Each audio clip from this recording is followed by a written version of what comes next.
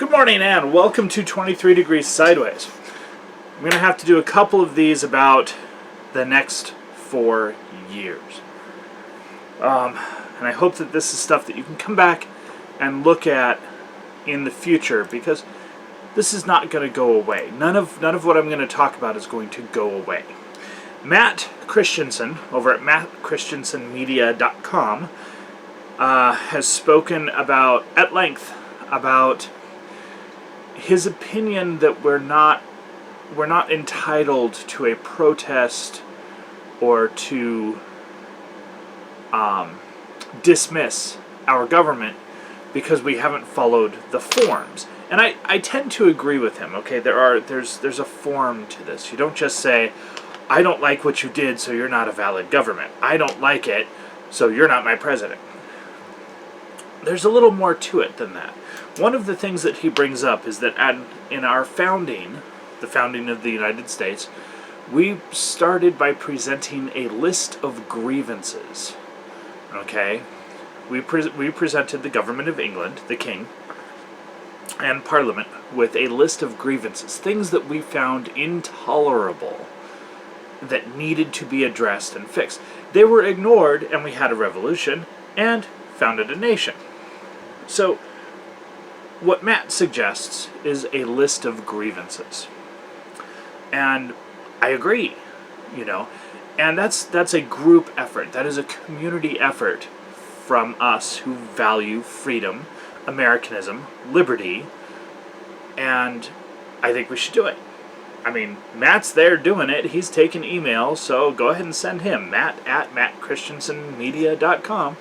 You can comment, send me stuff too, but I'm not nearly as photogenic as he is, although I am far less conservative and more open to social liberty than he is. So, my list of grievances, when I started thinking about it this morning, I was thinking about protest. It's getting to the point where we need continuous, peaceful protests, which I'll talk about in another video. But thinking about what those protests are, what do you provide at the protest as stuff that needs to be answered before you go home? And I was thinking about this. It comes down to elections and the First Amendment and the Second Amendment and some other basic liberties. So I wrote this up as a note to send to Matt and thought I'd read it to you. And it's my grievances as a list of demands. So the first demand for government, and this is at all levels, and this is for a government to be valid, okay? Because right now we have a government that does not represent the people, it does not represent the interests or liberties of the people, and it was elected under dubious circumstances, which I'll get to. The first demand is protections of the First Amendment must be applied more broadly. Censorship of opposing views by dominant providers of internet access, whether it be from the bare wire, getting online, to hosting, payment processing, or end-user services like Twitter and Facebook, censorship must be restricted. It must be restricted. I'm not sure what the best answer is for this. I'm not sure what the best way to go about this is. But censorship must be restricted. At this point in time, we know that they are operating as a cartel. Parler, a alternate social media platform, was taken down by a group of corporations intent on censoring opposing views. They made some excuse about someone advocating violence in some post somewhere, despite the fact that Facebook is where terrorists, rioters, arsonists, and murderers actually congregate and organize their events. The reasoning, the justification is BS. We know it's BS. We know that a cartel took down an alternative. They are engaging in cartel censorship. We must have protections of the First Amendment applied more broadly. Okay? In addition to that, other protections of the First Amendment, including the right of the people to publish and disseminate, that's freedom of the press, because freedom of the printing press, the right to peaceably assemble, the right to assemble for purposes of religious or related human-centric purposes, must be protected. These rights must be protected under the strictest scrutiny, regardless of your claims of emergency or emergency powers. We must have much better strict scrutiny. A lot of governors have issued emergency orders. There have been local government restrictions and even federal actions that have been used in the recent past to restrict gatherings of people they disapprove of, while permitting gatherings of people that they find politically convenient or do approve of, or gatherings for political messaging purposes that they approve of. They enact restrictions on public movement or activities that they then feel free to exempt themselves from or ignore. They enforce restrictions on public presences in small businesses while having a completely different set of rules for larger businesses, or again, activities they find politically convenient. This must not be allowed to happen. Our federal court system completely punted and ignored the restrictions, for example, in Nevada, that were targeted at religious gatherings and exempted casinos. Different rules for casinos. You have many more people spending money than you could in churches. This kind of thing. Gretchen Whitmer wanted to ban gardening. She did. The courts are like, yeah, whatever, emergency powers. No, this must not be allowed to happen. We must have full First Amendment protections. So, it's a grievance, but it's a demand. The Second Amendment must be treated with strict scrutiny as a fully incorporated individual liberty with the same importance and deference given to other core civil liberties that are constitutionally protected and enumerated. That's it. All there is to that one. Election campaigns must be fairly run, to include media access, internet access, restrictions on the control and banning of money payments, donations, information, news reporting, and opinion by corporations and foreign entities. Let me break that one down for you, okay? We have seen election campaigns had their payment processing removed because social media corporations didn't like them and influenced payment processors. We've had campaigns and access by candidates and their supporters removed from social media for very dubious reasons. Okay? Quote unquote hate speech, which at this point means anything that disagrees with what they told you that you're allowed to say. We need, this one's a little difficult to actually get into, but we need to have our election campaign system be fair. Okay? Right now, corporate speech is permitted, but corporate censorship is also permitted, and that is one step too far. We can argue about whether or not a corporation as a legal entity has a right to free speech for political purposes. Okay, Citizens United said yes.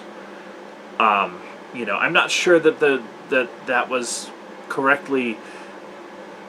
The case was correctly decided insofar as we have corporate personhood. I'm not sure that the underlying theory is correct. Okay, not a huge argument for right now. But what we have now is we have corporate censorship of speech in campaigns, corporate control of access to campaigns, access to money, payment processing, access to supporters. That must be fixed. Election balloting, and this is a really big one, must be transparent, verifiable, always handled with full audit capability, and witnessing by representatives of each qualified political party. Period. There are no exceptions. If you make an exception, it doesn't count. Those votes aren't there. Ballots must be paper. They must be protected and documented in each movement from place to place. They must be hand-counted with full accountability. Yeah, it's slower. I don't care. I will not tolerate elections with missing SD cards. That is absolutely ridiculous. If you can get me something that is more accurate and more secure than paper ballots that everyone can understand and trust, then fine. But right now, paper ballots, hand counted. That is non-negotiable. Mail-in ballots must meet the same standards as in-person ballots. Full verification of delivery to the voter, of receipt by and only by the voter, submission by and only by the voter, in the proper time frame, with the same integrity of handling. I mean, you can't use postal system the way it's structured now. Same integrity of handling that we insist must be applied to in-person balloting. Okay? To start with, mail-in ballots must be requested. No spam. You do not go into a balloting, you do not go to a polling place unless you want to. You do not get a mail-in ballot unless you want one.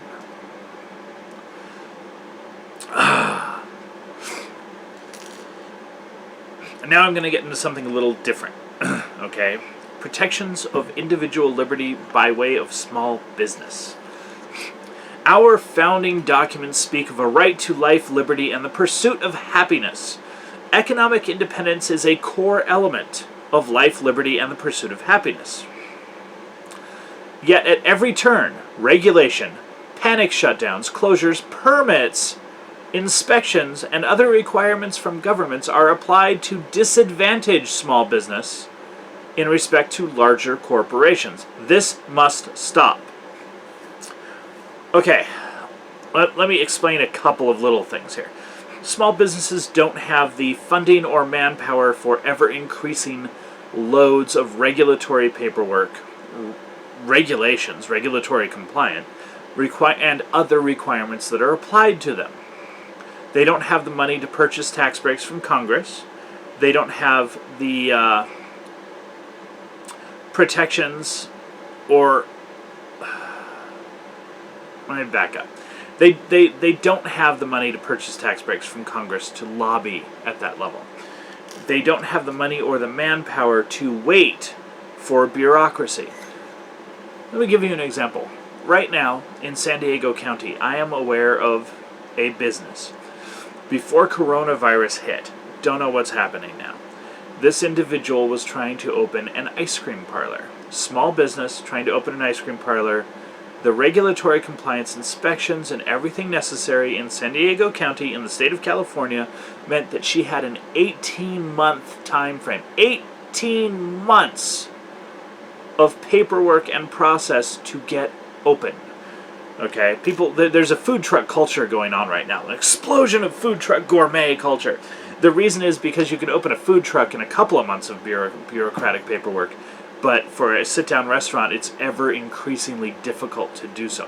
That's the reason. There's an economic drive for this. It's the ability to have a business at all.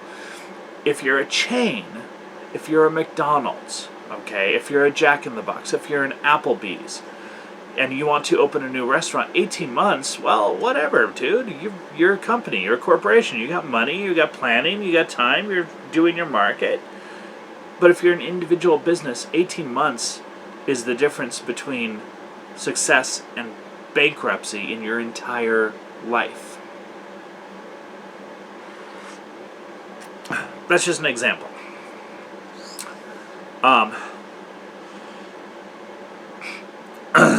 Small businesses owned by the individual, family, or small LLC instrument need to have protections or allowances to promote competitiveness and survivability in relation to the regulatory, economic, access to legal representation, economic, ability to handle paperwork, excessive paperwork and delays, economic, ability to multi-home in various business environments and tax structures for advantage, and legislative environments.